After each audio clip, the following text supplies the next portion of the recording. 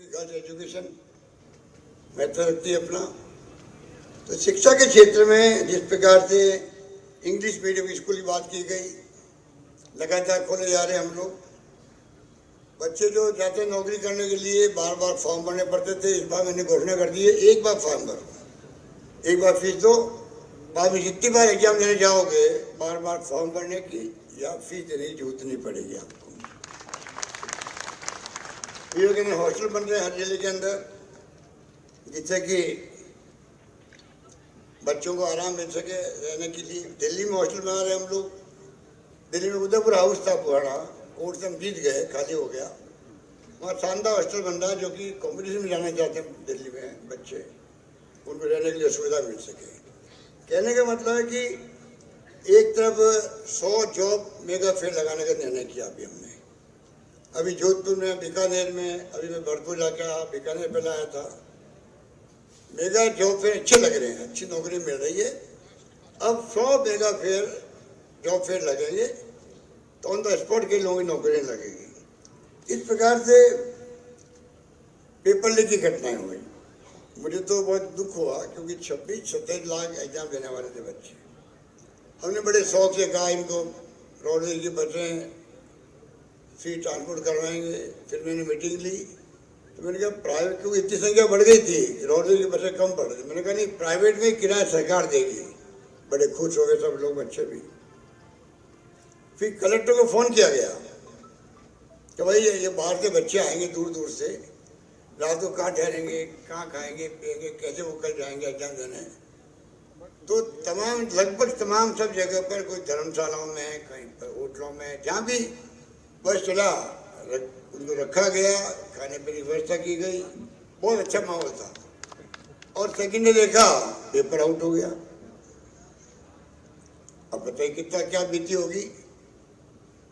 तो हमने जो जिस प्रकार से कड़ी कार्रवाई करी, पहली बार कोई पकड़े गए पेपर आउट करने वाले, नंबर 1 जेलों में भेजा गया, उनको डिबार किया गया स्टूडेंट को भी जो हरकतें में शामिल थे। उनके बिल्डिंग ध्वस्त की गई जयपुर के अंदर। नया कानून बना दिया हमने, राजस्थान सरकार ने असेंबली के अंदर, कड़ी सजा का प्रावधान उसके अंदर है, सब कुछ किया गया। हम चाहते हैं कि बच्चों को नौकरियां करीब 1.25 लाख 1.5 लाख दे दी हम लोगों ने। 1 लाख 1.25 लाख के अभी इंटरव्यू चल रहे हैं, एग्जाम चल रहे हैं, सब काम हो रहा है। और 1 लाख की मैंने घोषणा और कर दी बजट के अंदर। इस प्रकार से सरकारी स्तर पर नौकरी मिले, इन्वेस्टमेंट बाहर से आए तो संभावना बढ़ जाती है कि आपको प्राइवेट सेक्टर में भी नौकरी मिलने की संभावना बढ़ जाती है। इस प्रकार से जो फैसले सरकार कर रही है उसका लाभ आप देख रहे हैं आने वाले वक्त में सबको मिलेगा। इंग्लिश स्कूल का एक मामूली ये फैसला नहीं है। मैं खुद बचपन में इंग्लिश के खिलाफ था, क्या काम आएगी। आज 40 साल के बाद में मुझे महसूस हुआ कि इंटरनेशनल लैंग्वेज इंग्लिश है। पहले मोबाइल फोन, कंप्यूटर नहीं थे। ये तो राजीव गांधी का सपना था, देश में कंप्यूटर भी आ गए, मोबाइल फोन, इंटरनेट की सेवाएं आ गई। उस वक्त लोगों ने समझे थे कि राजीव गांधी कहना क्या चाहते हैं। जिस प्रकार से उन्होंने सपना देखा उस वक्त 21वीं सेंचुरी में हम लोग भी विकसित राष्ट्रों की तरह आगे बढ़े हैं। आज अगर मोदी जी बात करते हैं विश्व गुरु बनने की, अगर राजीव गांधी का सपना नहीं होता तो बात ही नहीं कर पाते। जिस रूप में आज देश में चाहे इंदिरा गांधी की हत्या हो गई, वे खालिस्तानी बन गए।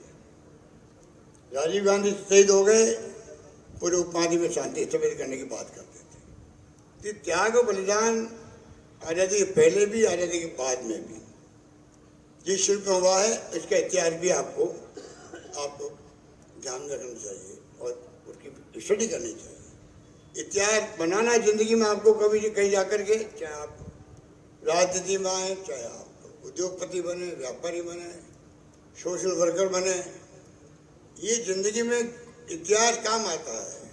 इतिहास वही बना पाता है जो इतिहास का अध्ययन करता है कि हमारे उन नेताओं का इतिहास कैसे बना। कम बात नहीं है। जिस रूप में देश आगे बढ़ रहा है, लोकतंत्र 75 साल के बाद में यहाँ पर कायम रहा है।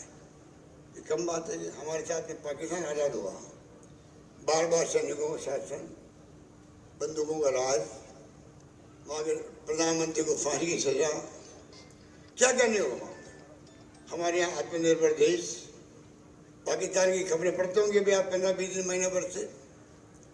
अब तो वहाँ कल मैंने खबर पढ़ी, एक राज्य में इलेक्शन होने थे, इलेक्शन करवाने का पैसा उनके पास नहीं है, सरकार के पास।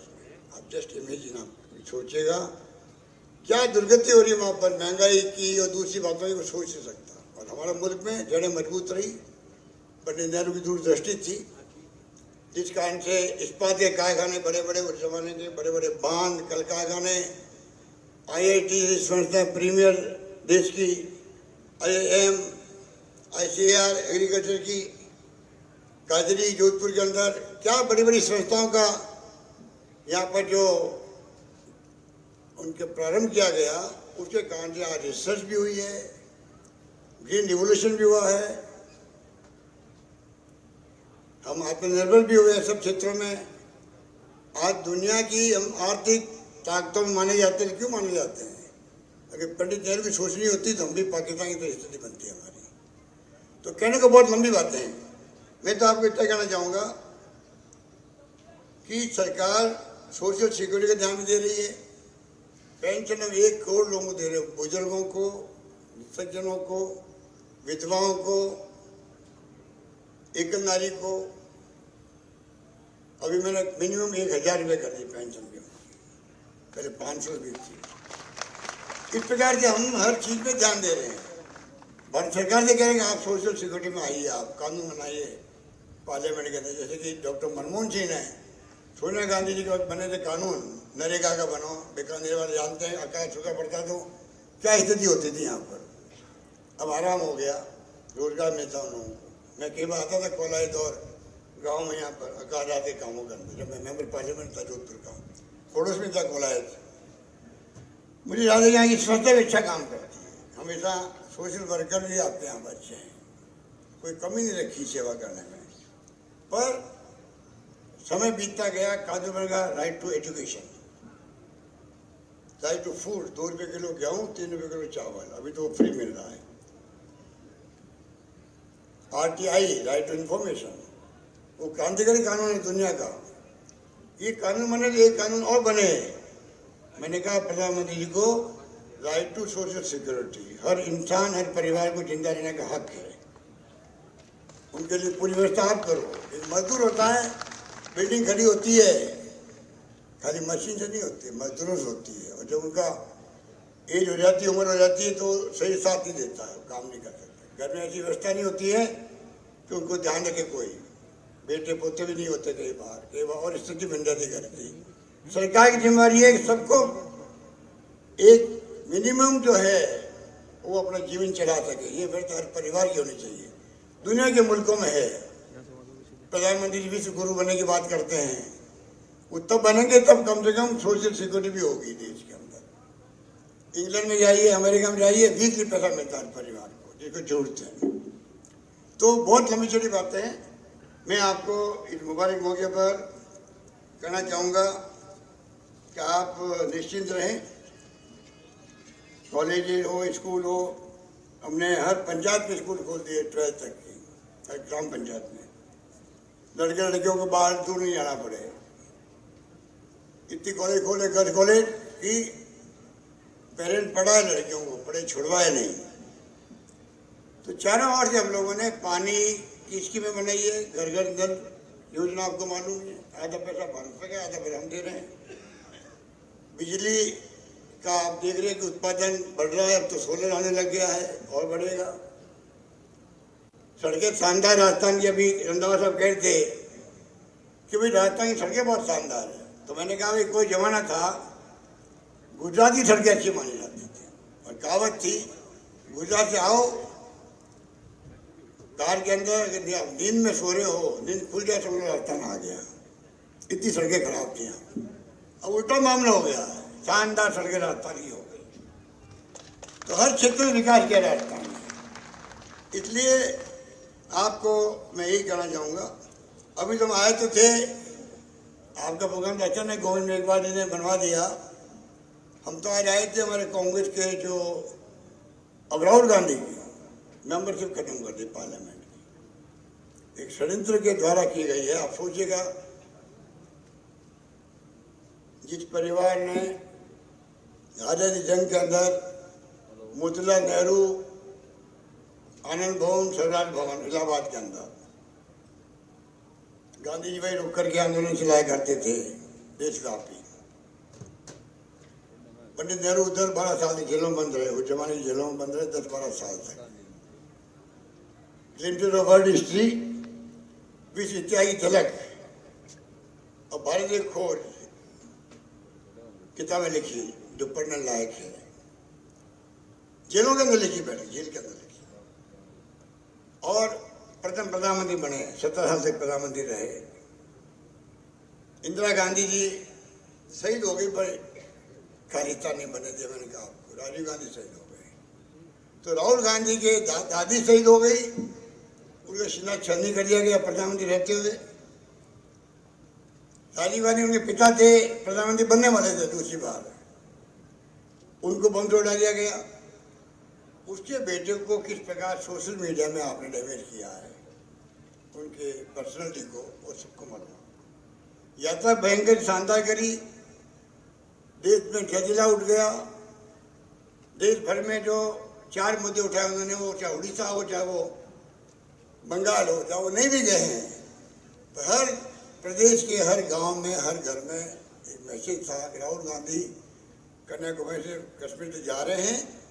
मुद्दे क्या है? महंगाई है, जो कमर तोड़ महंगाई है, बेरोजगारी है,